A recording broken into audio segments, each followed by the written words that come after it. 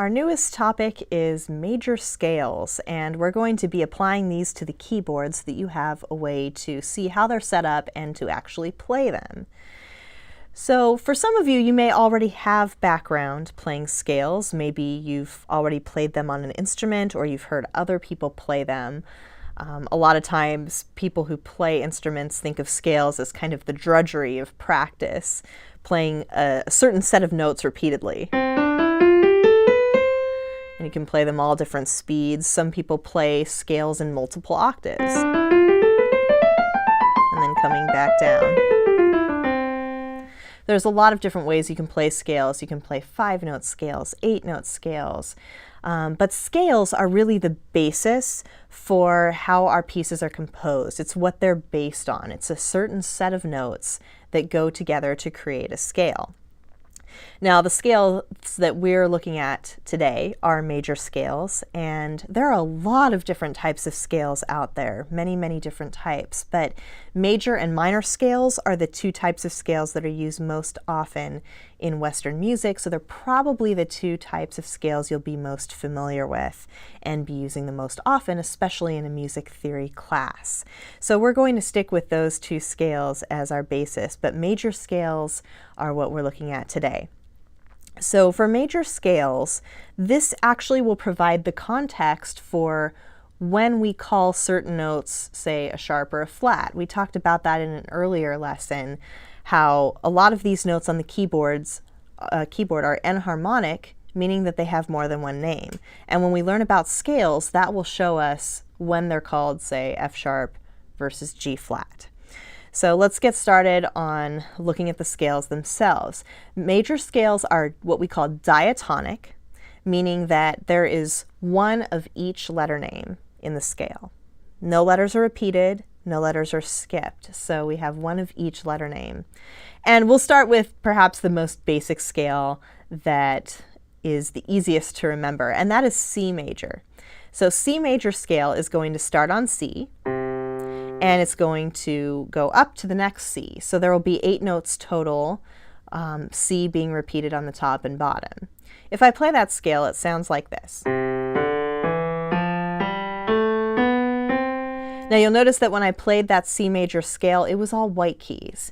And the way that we build our scales is based on a pattern of whole steps and half steps. That pattern, in this particular case, happens to put us all in the white keys, but it's different for every scale in terms of where the black keys are located. So let's start on C, and I'm just going to play with one finger, and we'll go through that whole step, half step pattern that you've learned about. So we start on C, we go up a whole step, that puts us on D. Another whole step will put us on E, then a half step to F because there's no black key in between, whole step to G, whole step to A, whole step to B, and then a whole step, or a half step, sorry, to end us on C. And that is the end of our scale. Our major scales always have a half step at the top. The half steps are between the 3rd and 4th note of the scale and the last 2 notes, the 7th and 8th note. Everything else is whole steps. So the pattern, as you've learned about, is whole, whole, half, whole, whole, whole, half. And we could take that pattern and start on any note on the keyboard. And if we follow that pattern exactly, we'll have a major scale. So let's try this starting on a different note. Let's say we start on G. So I have G on the keyboard, and I'm going to use the same pattern of whole steps and half steps. So I go a whole step to A, whole step to B, half step to C, whole step to D, whole step to E, whole step to F sharp. This time we actually make it up to a black key. And then a half step puts us back on G. Now when we played that F sharp, you might have said, well, how do we know if it's an F sharp or a G flat? That has to do with the note that came before it. So as we were going up the scale, it was G, A, B, C, D, E. The next letter in the sequence would be F. So instead of calling this G flat, we're going to have to call it F sharp. That way we have one of each letter, and that makes it a diatonic scale. So we have F sharp and G. So the fact that we called it a sharp has nothing to do with the fact that we were moving up and higher on the keyboard. Some people think that as you move up, you call them sharps, and as you move them move down on the keyboard, you call them flats. That's actually a misconception. You can move up to flats, down to sharps as you're playing within a scale. It just depends on the context. So let's pick a scale that starts on a black key. Let's go with, let's say, A flat. So our starting note, or our tonic note, is A flat. We're going to follow the same pattern. A flat, whole step up to B flat, because we need to change letter. Whole step up to C. Half step, not to C sharp, because we were just on C. So we need to move to the next letter. Our half step will take us from C up to D flat. Then we go a whole step up to, not D sharp, but E flat. Whole step to F. Whole step to G. And then our final half step puts us on A flat. So as we move through the scale, we make sure that we have one of each letter. If I play that faster, it would be A flat, B flat, C, D flat, E flat, F, G, A flat. So we had one of each letter, and that makes it diatonic. Now we were moving up, but again, those black keys were being identified as flats to stay consistent with the pattern. So moving up had nothing to do with whether they were called flats or sharps. It had to do with the context of the scale. Let's choose one more scale. We'll start with B. So on B, if we move up a whole step, it's going to be C sharp, because B, next letter would be C. Then a whole step to D sharp, half step to E, whole step to F sharp, whole step to G sharp, then A sharp, and then we end on B. But I could take that same scale that started on B, and I could rename it. Let's say that I called my starting note C flat instead. There is such thing as a C flat major scale. So if I rename that to be C flat, all of these notes will be, they'll sound the same, but they'll be called by a different name. So we have C flat, whole step now to D flat, and then a whole step to E flat. Half step to, you might be tempted to say E, but we were just on E flat, so it's a half step to F flat. This is where those white key flats and sharps come in. Whole step to G flat, then A flat, then B flat, and our final half step would take us back to C flat. So it really does matter what your tonic note is in your scale, your starting note, and that will play a big role in what you call the other notes that are in your scale, whether they're black keys or white keys. One great way to play scales on the keyboard that is a little bit easier than going one finger at a time, or how I was playing them earlier with various fingerings. One great way to start out is instead to take 4 fingers in each hand. This is what we call a Tetris scale. So I'm going to go back to the C major scale that we started with, and I'm just lining up all of my fingers on the keyboard except my thumbs. No thumbs.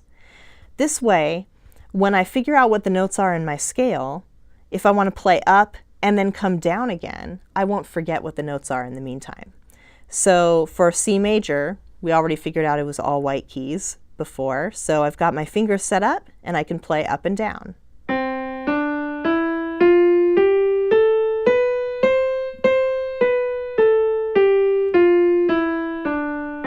One note at a time. And this way, like I said, I'm not going to forget what notes I discovered in my scale because my fingers will stay there the whole time. Let's go to a different scale that we haven't looked at yet. How about F major?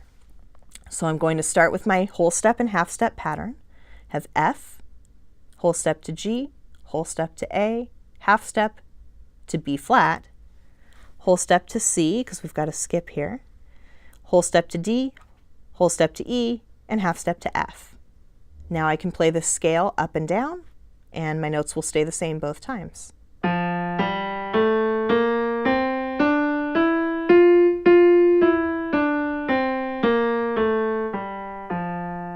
There's my F major scale.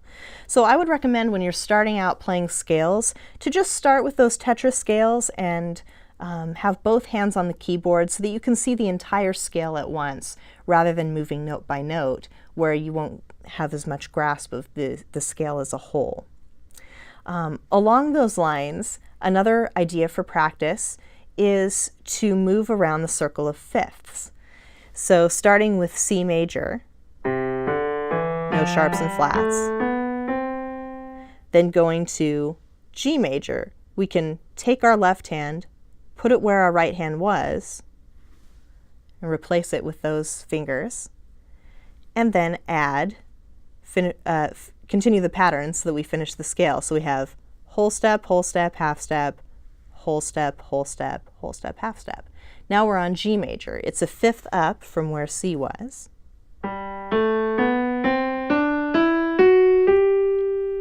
We could do the same thing for D major. Keep the same notes there, replace your right hand with your left hand, and then continue the pattern. Whole, half, whole, half. Now we have D major. And each time we're continuing to maintain the sharps from the previous scale, but we're adding a new one in right before the top. It's a fun exercise that you can play to go all the way through your sharp keys and go continually higher on the keyboard and get used to playing a lot of different note combinations in terms of where your black keys are and where your white keys are. We could do the same thing with flats, where we'd take away a flat each time. So we could start with C flat,